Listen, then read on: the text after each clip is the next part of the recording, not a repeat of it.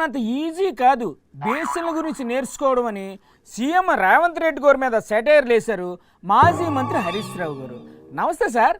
ఈ బేసిన్లు గొడవేటి సార్? ఒక ముఖ్యమంత్రి, ఒక ఇరిగేషన్ మంత్రి ఇంత కనీస అవగాహన లేకుండా మాట్లాడడం ఈ రాష్ట్రానికి పట్టినటువంటి దౌర్భాగ్యం. మీరు ఎవరి గురించి చెప్తున్నారు సార్? ఇప్పుడు రేవంత్ రెడ్డి గారు అంతులేనటువంటి అజ్ఞానంతో, మూర్ఖీభవించిన మూర్ఖత్వంతో నిన్న మాట్లాడారు. ఏం మాట్లాడారు ఆయన? దేవాదలు ఏ బేసిన్ లో ఉందో ఆయనకు తెలియదు. తెలీదా? బనకచెర్ల ఏ బేసిన్ లో కడుతున్నారో ఆయనకు తెలియదు. అన్ని తెలియాలని ఏటుంది సార్? ఒక్కొక్కటి తెలుసుకుంటారు. నువ్వు ఏం చేస్తున్నట్టు అసలు? ఆయన పని ఆయన చేసుకుంటున్నారు. ఓ సామాన్య రైతును అడిగితే కూడా దేవాదల ఏ నది మీద కట్టిను అంటే గోదావరి నది మీద కట్టాను అని ఓ స్కూల్ పిల్లగాడు చెప్తాడు. ఇప్పుడు క్విజ్ పోటీ ఏమైనా పెడతారా ఏంటి? రేవంత్ రెడ్డి గారు తెలుసుకోవాల్సింది ఏంటంటే బూతులు తెలుసుకున్నంత సులువు కాదు బేసిన్ల గురించి తెలుసుకోవడం. అంటే బేసిన్ల గురించి తెలుసుకోవడం కంటే బూతులు నేర్చుకోవడం ఈజీ అంటారా? ఇక రేవంత్ రెడ్డి గారు ఇట్లుంటే ఆయన సలహాదారుడు ఆదిత్యనాథ్ దాస్. ఆయన ఏం చేశారు? ఆదిత్యనాథ్ దాస్ బనకచెర్ల యాడుంది అంట. అతనికంటే గనుడు ఆచంట మల్లన్న అన్నట్లే ఉందిగా. ఇక దున్నపోతుందంటే దుడ్డని కట్టేమన్నట్టున్నది. ఈ సామెత కూడా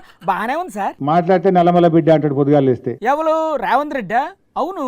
నల్లమల తెలంగాణ కిందికి వస్తుందా ఆంధ్ర కిందికి వస్తుందా అని అడుగుతాడు నిన్న. అరే ఏంటి సార్ మీరు రేవంత్ రెడ్డి గారి సోషల్ స్టడీస్ ఎగ్జామ్ పేపర్ ఏమైనా దిద్దుతున్నారా ఏంటి? రేవంత్ రెడ్డిలో విషయం తక్కువ విషయం ఎక్కువ. అంత తప్పేం చేశారు సార్ ఆయన? నువ్వు నిన్న మీటింగ్ పెట్టింది ఆపనీకా కట్టుకోమని చెప్పనీకా? తెలంగాణకు అన్యాయం జరగకుండా చూడటానికి పెట్టారు మీటింగ్.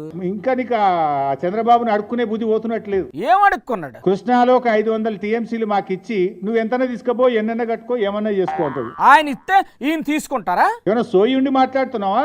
అకల్ నుండి మాట్లాడుతున్నావా? అకల్ కోల్పోయి మాట్లాడుతున్నావా నువ్వు? అదేంటి సార్ ఆయన సోయిలో ఉండే మాట్లాడారు. ఉరిదీయాలి నన్ను. ఏంటి ఉరి తీయాలా? అదేంటి సార్ అంత మాట అనేసినారు? ఈయన చేసిన ద్రోహానికి నేను ఉరి తీసినా తప్పులేదు సార్. మీరేదో ఆవేశంలో ఉన్నట్టున్నారు. మనం తర్వాత మాట్లాడుకుందాం.